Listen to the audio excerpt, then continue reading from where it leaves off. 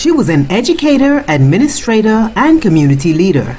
She is one who has been involved over the years in numerous aspects of social and community service in the Bahamas.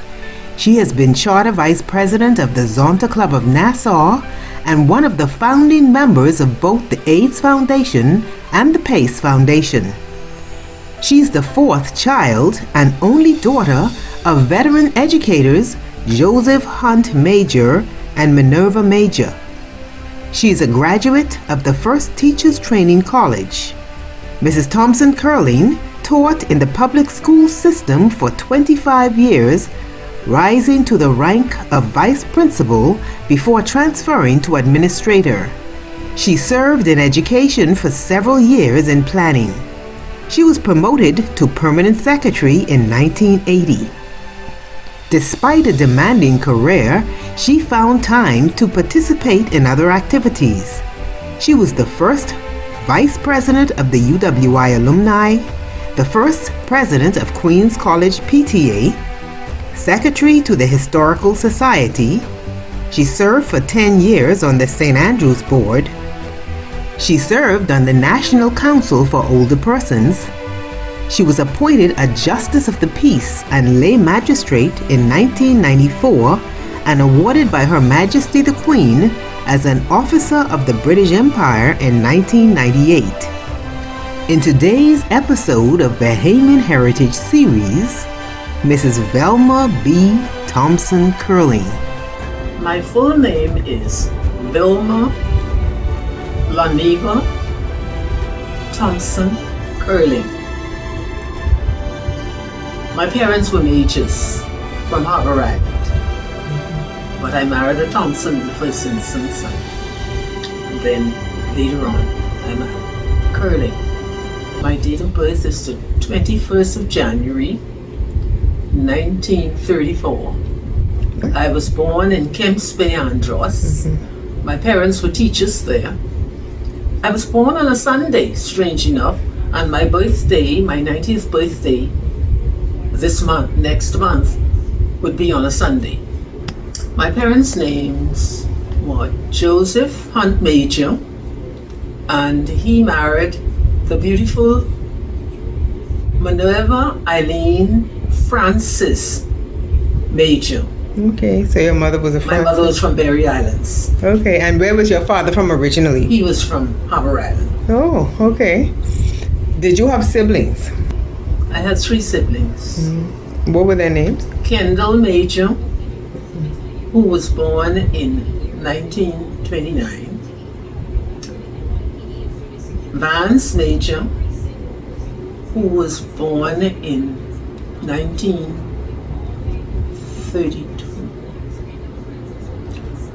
And Emerson Major, who was born in 1935. Okay. The house that you lived in, is that house still there? In Kemps Bay? I've been there recently. I used to go often, but since Bahamas Air don't fly there, I hadn't been. Okay. What did the house look like and what did the area look like back then? And does it look much different now? It wasn't.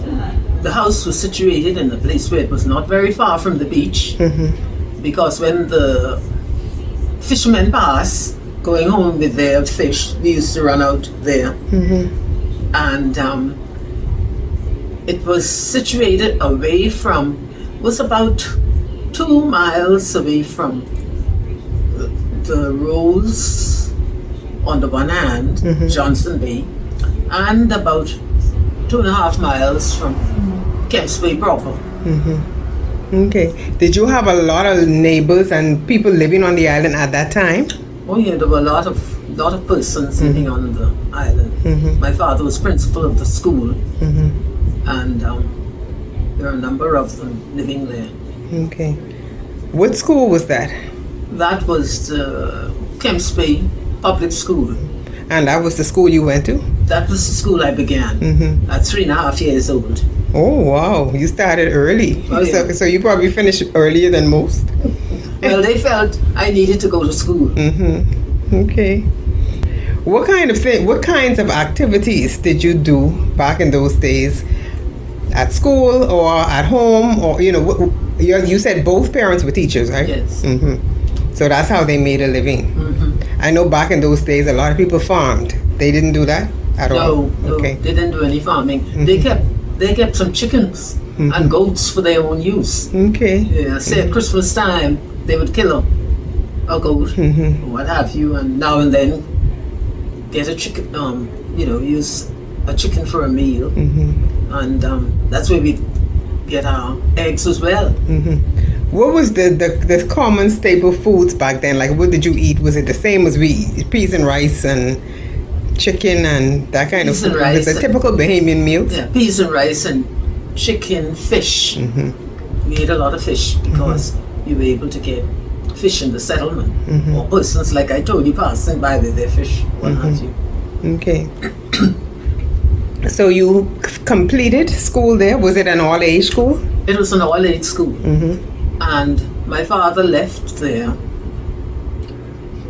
I was about 12 years old when he left there. Okay. The director of education at that time was visiting, and he came by and he said, "Well, Mr. Major, your children are getting growner now, and I think we need to give you an opportunity in another island or so." Okay. So he left to go somewhere else. My father, we were transferred. Oh, you all went? We were transferred to Governor's Harbour in Eleuthero. And how long did you stay there? I left them there. I came into Nassau in 1952. And how old were you then? I was nearly 18. So you'd finished your high schooling? My high school, yes. And you came to Nassau? Came to Nassau. And I came to Nassau to attend Teachers Training College. Oh, yes. Okay. They felt I needed to. Well, we were among the first. That was the second group of teachers who were trained. Okay. And I was there for all but 2 years and graduated. And then after that, I was posted at Southern Primary for about a term. And then I was posted to Southern Senior under the tutelage of Mr. Carlton Francis. Okay. And how long did you stay there? I stayed there for, I think it's about, I was there for about 5-6 years because when I left there then, I left on maternity leave. And I returned and I was there until I had my third child. So by then you had gotten married and... I got married in 1955. Okay. And you had how many children? 4 children. What are their names?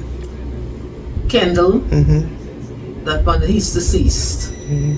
Vance and Emerson. All 3 of them worked at Batelco at some stage. Oh, wow. Okay. Yeah. But I wanted to teach. Okay. So what was teaching like back then? Were the classrooms crowded? The curriculum, was it anything like it is now? Or was it completely different? The classrooms were crowded to a certain extent, but there was a different sort of means by which you dealt with your children. The children were very attentive and wanted to learn. Right. And you could have put a group this way and let them do reading, or another group another way, and then bring them all together. But it was fun teaching them because they were all anxious to learn. There was no problems as far as behavior was concerned. Very little. And you love teaching? Oh yes, I love teaching. I wanted to teach. So was teaching what you did most of your life? Yes, I taught. I taught until 1969. Did you teach different subjects, or was it? I taught English and geography. Okay. They were the subjects I liked. Okay. Interesting. So did you stick to a particular school, or were you moved around constantly like some teachers? I was at Southern, and when I left Southern, I think I had the opportunity. I got a scholarship, a Commonwealth Bursary scholarship, because prior to that, there were a group of men who came out to look into the education system at that time, and their recommendation was to expose some of us elsewhere. So I got a scholarship to attend the University of Exeter. Okay, where's that? In England. Okay, and we were still under British rule back then? Yeah, oh yes. Oh, okay. yes. So you did the scholarship and you went to England? I went to England and came back. There were 4 of us who went. Susan Wallace. It was an Ingram young lady.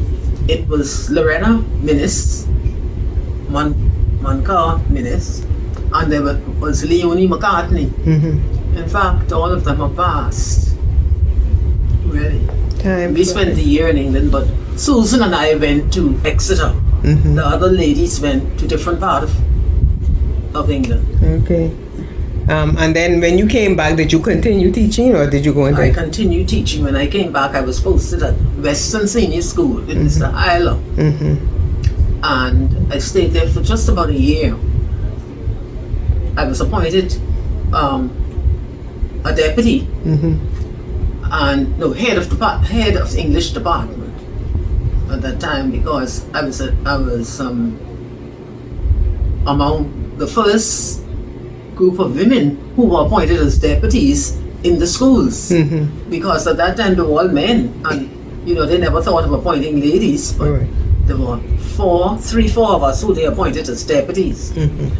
I was then placed for a short stint at Claridge Road. It was the primary school, but there were the senior children attending. I never taught in a primary school. Okay. Just for a short time with Mrs. Kinnear when I came out of college for a short, before I went into college, really. Right. And I was transferred from Western to Claridge. Mr. Luther MacDonald was the principal there, and they were awaiting the opening of Pytham Road Secondary. So when that school was completed, we were transferred there. And Mr. Luther MacDonald, I left him there later on, and they transferred me to Robinson Road School, which we opened. That was a new school we opened, and I was transferred there. Cecil Curling was the principal. Okay. You had quite a history in the Ministry of Education. So, I've heard your name called so many times. What happened after your teaching career? After my teaching career, at Robinson Road, after I came back of maternity leave with my 3rd child, I was placed at Donald Davis just for a year. Then I had the opportunity around the time the PLP came into power. The Prime Minister and Minister of Education was Mr. Anna, yes, who indicated that all who were qualified and wanted to go to UWI, we applied. And I was among those who applied, and a good number of us went to UWI at that time. So I was there for 3 years, 1969 to 1972. What did you do? I did a BA, having included English and political science. Okay. And then when you came back home?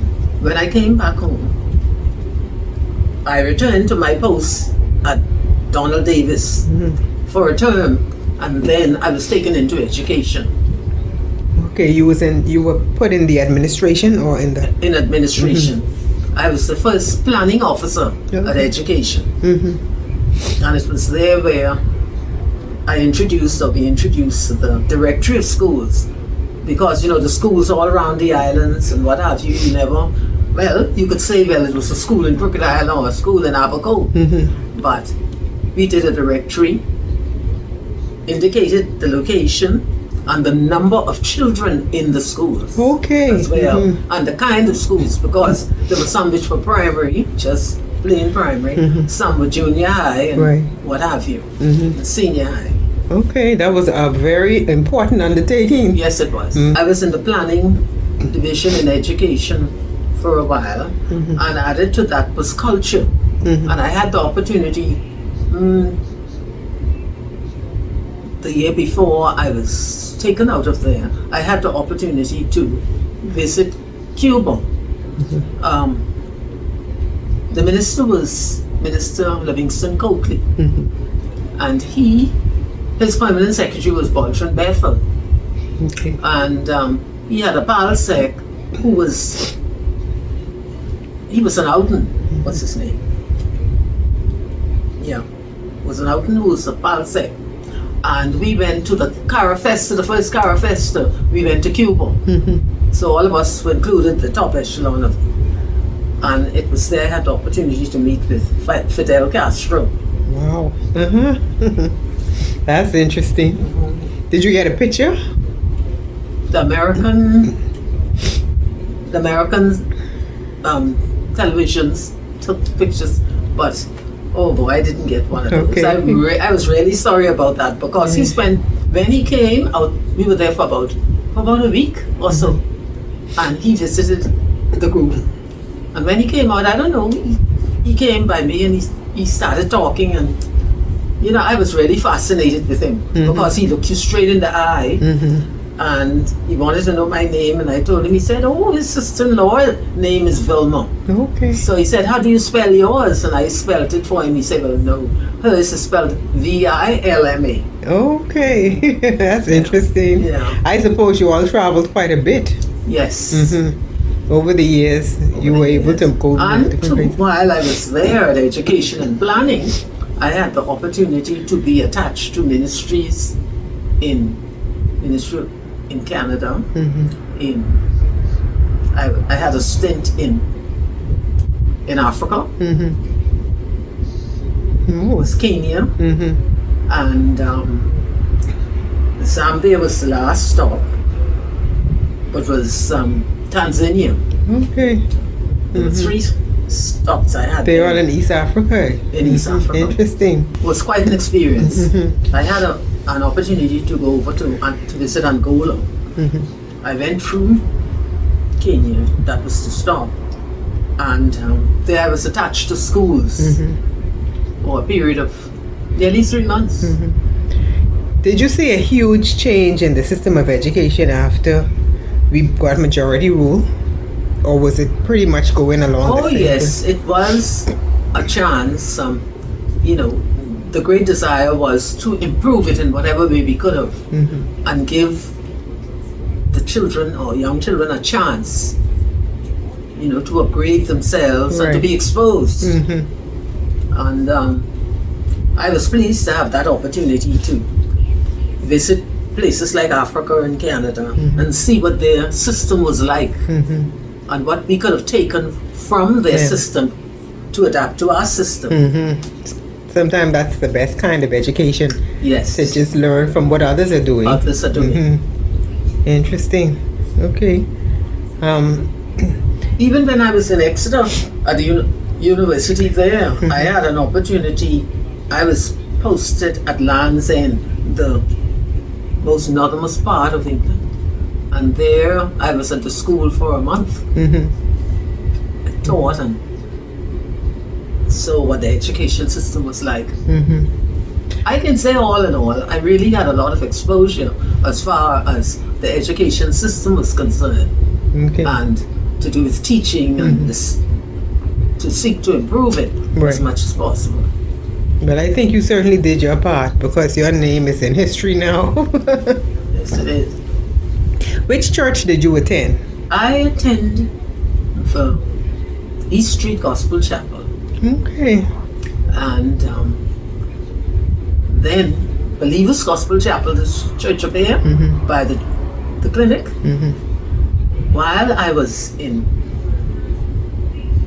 national insurance with Darrell Roll, because I went from transport, the Ministry of Transport. You see, I was promoted to a permanent secretary and went into Ministry of Transport. Okay. And I stayed there. I was there for 6 years with Philip Bethel, the minister. And there were all sorts of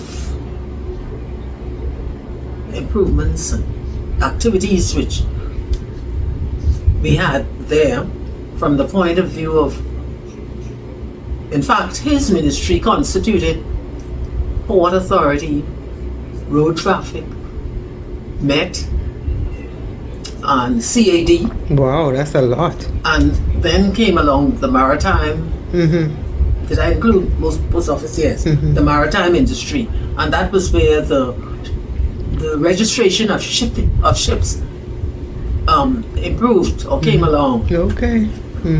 So we had a lot to do with that. So by then you were not teaching in the classroom anymore. No. You were promoted. In 1980, I was promoted to a permanent secretary. I was always curious about permanent secretaries.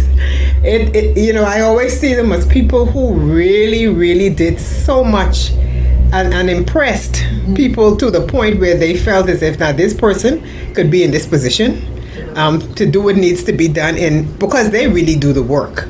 They direct the work. Yeah, they direct the work. Then that's a lot of work to be a director. We use officers who work to us. While we train them, we use them, expose them to what is happening in the ministries. What I did in transport was that I made sure that I had my weekly meetings and heads of department or persons who were working, senior persons in the ministries were exposed to the meetings, and of course they heard whatever was happening in port or whatever was happening in the post office or maritime and what have you, and that was important to them as a breeding ground for training.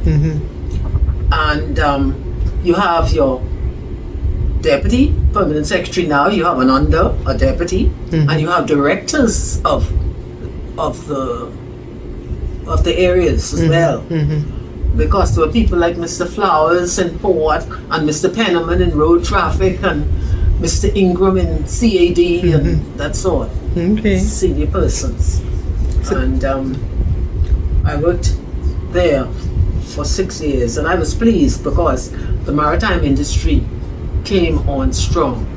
We started registering ships, and we went to conferences abroad and seeking to invite persons to bring their cruise ships to the Bahamas and that sort of thing. And that has really exploded. Oh yes, it's exploded. And as a result of that, we went to Japan, we went to China, went to Hong Kong, and places like that.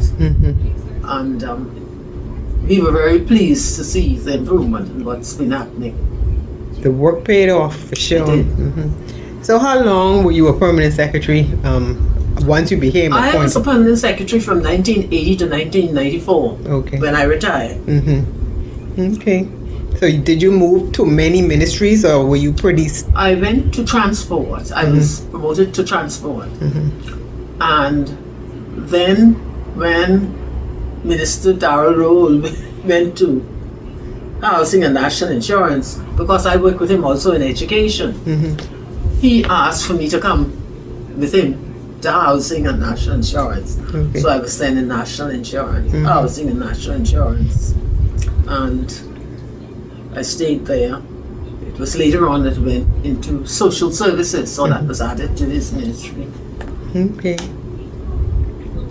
Was the work, when you move from one ministry to the next, is it like a lot different what you do, or is it pretty much the same routine?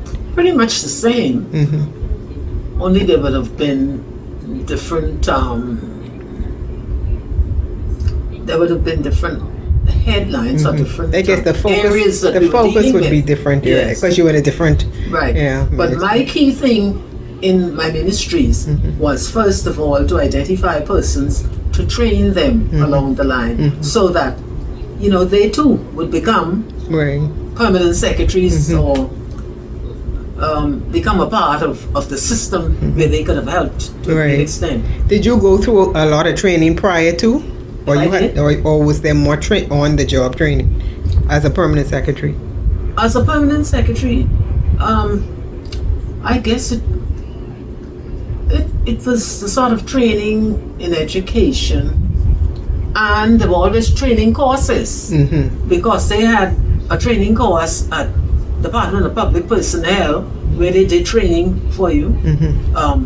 Did training over a period of time in different areas. But what I did was that I always looked out for the students who were coming from university, and I recruited them.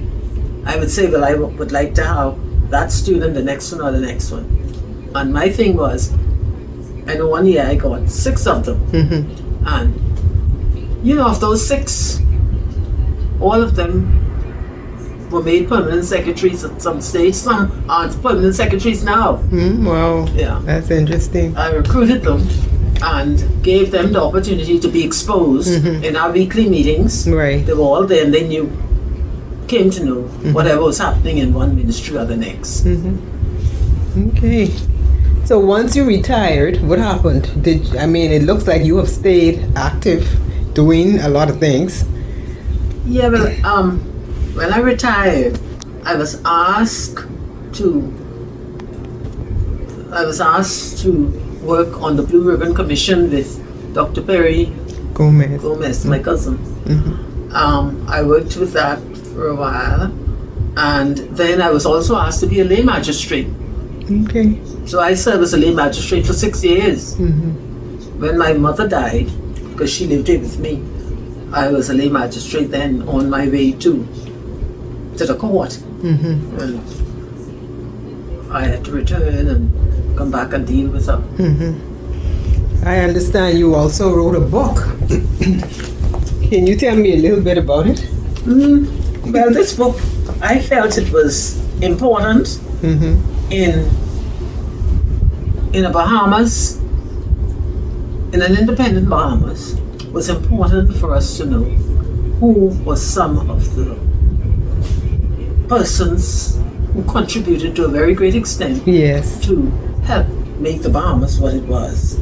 And I started by saying the 1 or 2 I left out, unfortunately.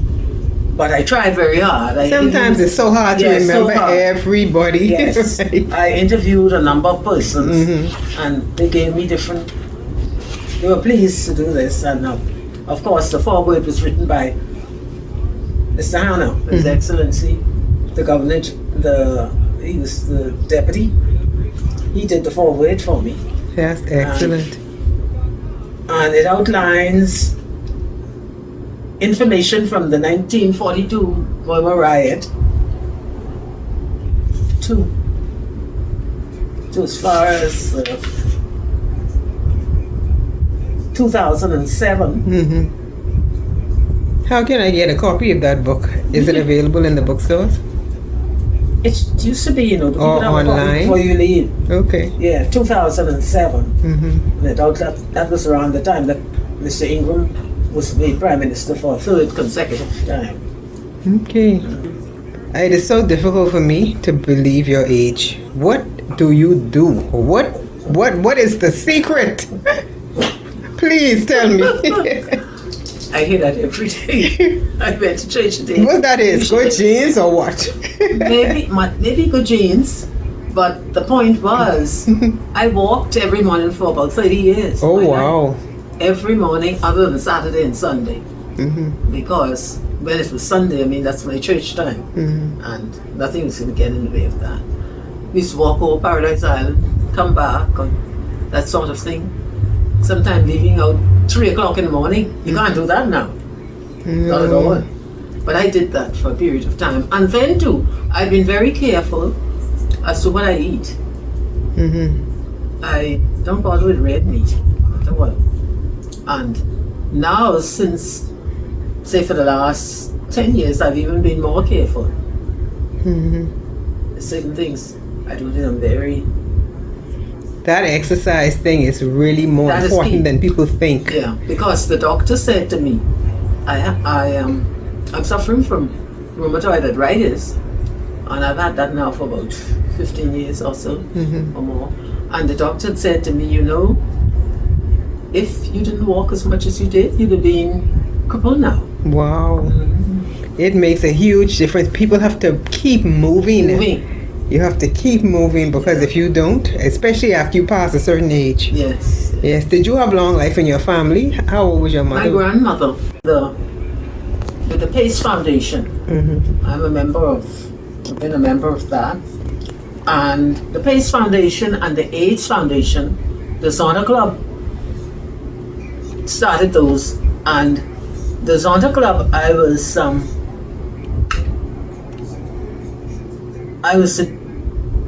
when we started in the first instance, what's her name? Judy Monroe. She was the president, and I was the vice president. And it has really flourished. It's Zonda Club of Nassau. I've been in that all the years, and was very active with that. And the Pace Foundation, I have assisted with that as well. Every Wednesday, even while I was working, I used to lecture those, give them spiritual presentation. As a result of it, a number of them accepted the Lord as their Savior, and what have you. And you know, that could have made a change in their lives. Yes. I've met them along the way, and they say, "Oh, Miss Kylie, you know, this is my husband." I say, "Oh, good, very glad to see him." And the children, I say, "How's the little boy or girl or what?" That sort of thing.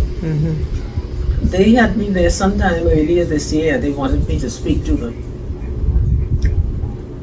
But the AIDS Foundation, when President Clinton came, he met with us. We constituted a committee then. Okay. I remember that. He really was. Yeah.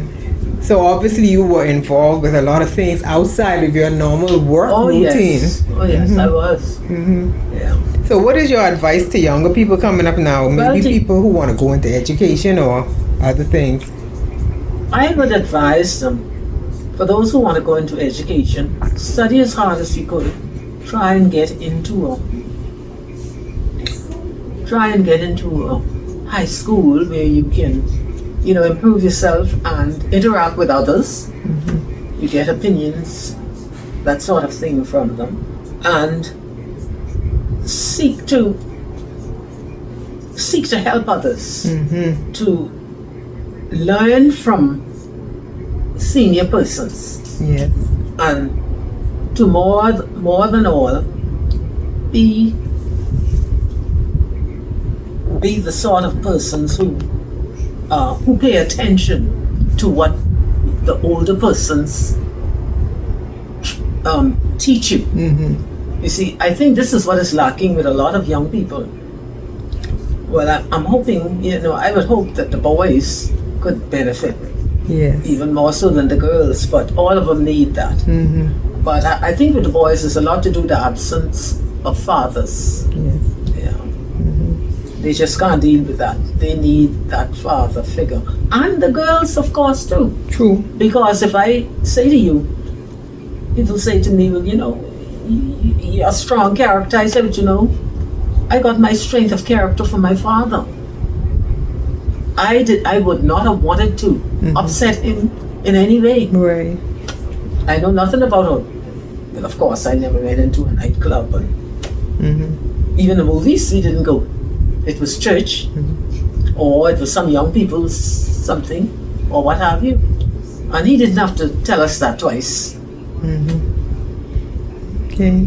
So I'm really pleased with the fact that, he was such a had such strength and character that he was able to share with his children and grandchildren. Humble, gracious, and charming, we walked through her beautiful home where she showed me pictures of her family: husband, parents, grandparents, children, grandchildren, and other family members. A mother of 4, one deceased, grandmother, proud great-grandmother, an ardent Christian. She enjoys traveling and has traveled to all of the world's continents. Her life quote is, "God has been my strength, my rock, my deliverer, and my stronghold. I depend on him. Bahamian Heritage Series salutes Mrs. Vylma B. Thompson-Curling as her legacy continues.